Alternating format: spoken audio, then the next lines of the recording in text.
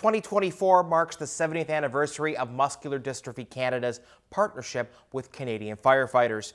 In honor of this tremendous milestone, our next guests are here to celebrate the National Firefighter Challenge anniversary and to recognize the impact firefighters have made over the past 70 years. Brodie, take us back to 1954. Absolutely. So thank you for having us.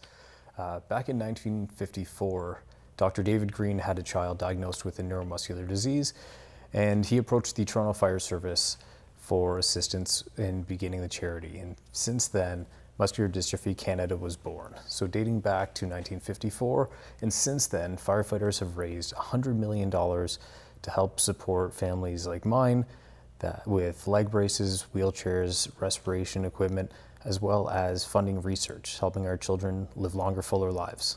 $100 million, that's a big number. Dayton, you're a volunteer with Niagara-on-the-Lake, and I don't have a boot from what the firefighters would wear, but you're going to try and fill up one of these guys. And now the actual boot is a lot bigger, but tell me about that. Yeah, so we typically do an event in August at the Peach Festival in Niagara-on-the-Lake. This year we're doing an alternative event as well.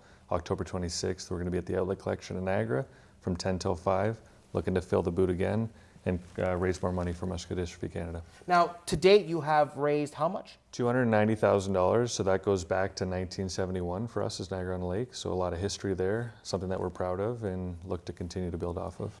Now, Brodie, you're doing other fundraising events. Can you tell me a little bit more? Absolutely. As a part of the 70th anniversary, we've issued a National Firefighter Challenge. So fire services across the nation can register their event at filltheboot.ca. Some of these events would be stair climbs, coldest night of the year, walk and roll events, and other events that are taking part to raise money for Muscular Dystrophy Canada. You were telling me about the pumpkin toss? In the past, you have to explain to our viewers what the pumpkin toss is. So in the past, as a fundraising goal, some departments have done around the fall time, issued a pumpkin toss, and people can come out and toss pumpkins. Everyone across Canada has their own unique spin on this amazing event. Now, Dayton, you told me that the boot drive is going to be at the Peach Festival, or probably was at the Peach Festival, but they're also going to be at the Outlet Collection in Niagara, October the 26th from 10 till 5.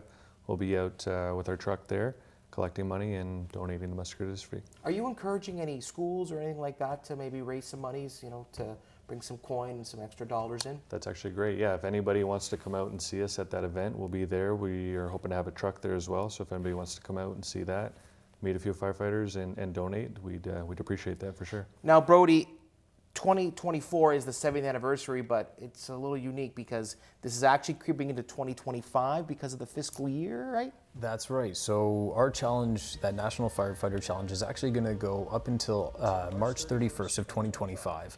So firefighters have all through the winter and spring to issue their challenge. And again, it's going to be at filltheboot.ca. And hopefully with that, we can give neuromuscular disease the boot.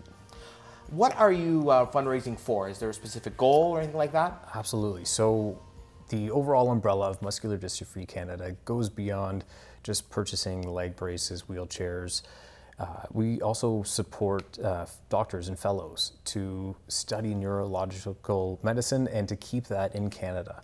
So we fund research so we can produce clinical trials, medicine, therapies to also help our children.